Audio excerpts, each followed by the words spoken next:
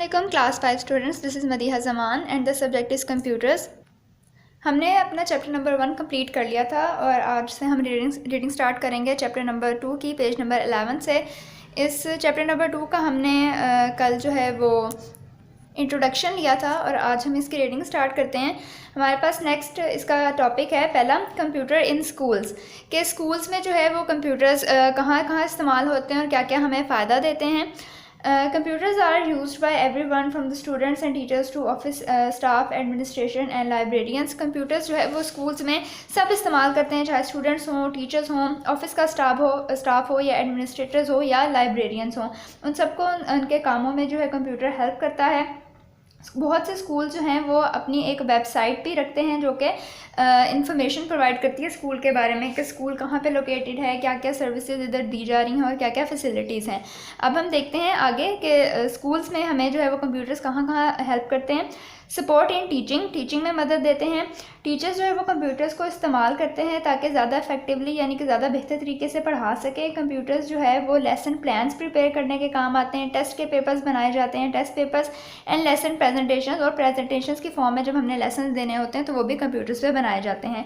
Different tools और applications और software जो कंप्यूटर में होते हैं उनको यूज़ करते हुए टीचर्स जो हैं वो इंटरेस्टिंग ऑडियो विजुअल प्रेजेंटेशंस जो है वो प्रिपेयर करते हैं, जिसमें ऑडियो भी हमें सुनाई देती है और विजुअल्स भी जो है मतलब स्क्रीन पे हम देख सकते हैं।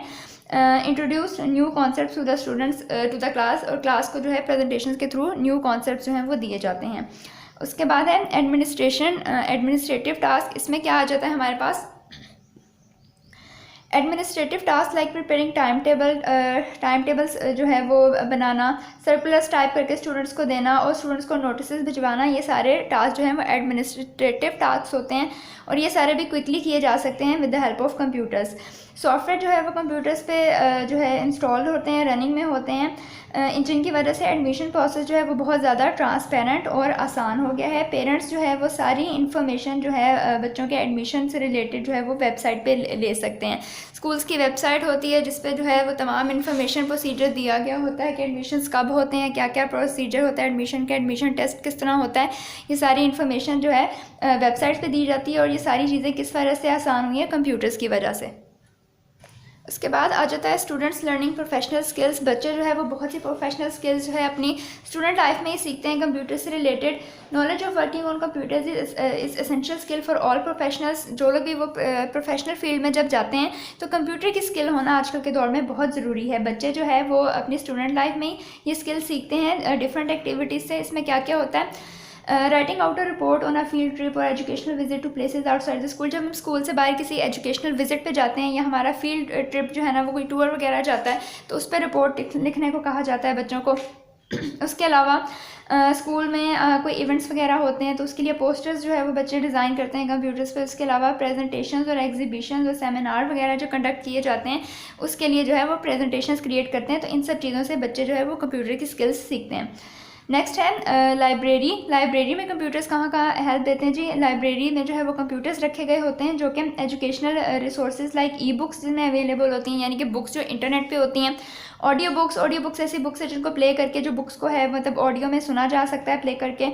ऑनलाइन प्रैक्टिस पेपर्स जो है वो इंटरनेट पे अवेलेबल होते हैं, कंप्यूटर को यूज़ करते हुए स्टूडेंट्स उनको प्रिपेयर कर सकते हैं। और एजुकेशन से रिलेटेड वीडियोस होती हैं कि बेहतर तरीके से आप किस तरह जो है वो चीज़ों को समझ सकते हैं और मतलब एजुकेशन के लिए क्या क्या मेथडोलॉजीज़ होती हैं, ये सारी जो है वो रिसोर्सेज जो है वो इंटरनेट पर अवेलेबल होती हैं जो कि लाइब्रेरी में जाके कंप्यूटर्स को जो है यूज़ करके आप इन सब से मदद ले सकते हैं। उसके बाद क्या है हमारे पास, did you know many schools have their own mobile app that parents can download to get information about their child's activities, homework, result, etc. on a daily basis। बहुत से स्कूल जो हैं उनकी क्या होती है जी अपनी मोबाइल एप्लीकेशन होती है जिनको पेरेंट्स डाउनलोड करके जो है वो बच्चों के होमवर्क और रिजल्ट से रिलेटेड डिफरेंट एक्टिविटीज़ को जो है वो चेक कर सकते हैं डेली बेसिस पे। उसके बाद नेक्स्ट टॉपिक हमारे पास क्या आता है, कंप्यूटर्स इन हॉस्पिटल्स में जो है कंप्यूटर का बहुत ज़्यादा रोल है, बहुत इंपॉर्टेंट रोल है। इसको हम पढ़ते हैं हमें यानी कि डॉक्टर्स, एडमिनिस्ट्रेशन, पेरेंट्स और स्टाफ सबको जो है हॉस्पिटल में कंप्यूटर्स जो है वो हेल्प देते हैं। सबसे पहले हमारे पास क्या है, ऑपरेटिंग इक्विपमेंट, यानी कि ऑपरेशन यानी कि ड्यूरिंग सर्जरी या जो इक्विपमेंट जो टूल्स इस्तेमाल होते हैं उनमें भी कंप्यूटर्स किस तरह से हेल्प करते हैं। Modern hospitals have many machines of performing tests and diagnosing diseases which are operated using computers. बहुत सारे मॉडर्न हॉस्पिटल जो हैं उनके पास ऐसी मशीनरी होती है जो कि टेस्ट परफॉर्म करती है, डायग्नोसिस करती है डिजीज़ के बारे में, यानी कि पता लगाते हैं, और आर ऑपरेटेड यूजिंग कंप्यूटर्स। और ये सारी मशीन्स जो है वो किस तरह ऑपरेट होती हैं, कंप्यूटर्स के through. For example, ultrasound, CT scan, and MRI machines enable doctors to see a patient's internal organs. मतलब ये सारी machines जो हैं ये कंप्यूटर ऑपरेटेड हैं। बेसिकली इन सब के पीछे जो है वो कंप्यूटर इनको ऑपरेट कर रहे होते हैं, चाहे अल्ट्रासाउंड की मशीन है, चाहे CT स्कैन है, चाहे MRI है।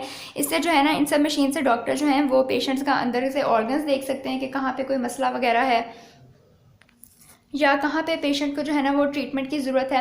इसके अलावा computer enabled machines in the operating theatre allow for performing complex procedures with precision and speed, यानी कि ऑपरेशन थिएटर के अंदर जब सर्जरी वगैरह हो रही होती है तब भी कंप्यूटर इनेबल्ड मशीन्स होती हैं जो कि इंसानों के मुकाबले में ज़्यादा प्रिसीशन से, यानी कि ज़्यादा एक्यूरेसी से और ज़्यादा स्पीड से जो है वो काम करती हैं। This is all for reading for today. Next हम अपने नोट्स की तरफ चलते हैं। नोट्स में जो आपका सबसे पहला क्वेश्चन है जिसको आपने याद करना है, लिखना है अपनी कॉपी पे, वो है who can perform transaction using online banking services. Banking की ऑनलाइन सर्विसेज इस्तेमाल करते हुए कौन जो है वो ट्रांजैक्शन परफॉर्म कर सकता है। बैंकिंग से रिलेटेड ट्रांजैक्शंस क्या होती हैं जी, मनी ट्रांसफर करना होता है एक जगह से दूसरी जगह। तो इसका क्या आंसर है, account holders can see all there bank details. Account holders जिनके पास उस बैंक का अकाउंट होता है वो अपने बैंक की सारी डिटेल्स देख सकते हैं।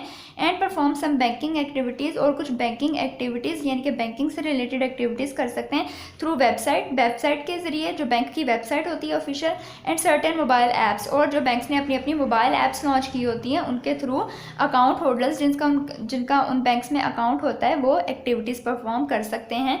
तो इस क्वेश्चन को आपने याद करना है और लिखना है। This is all for today. अल्लाह हाफिज़।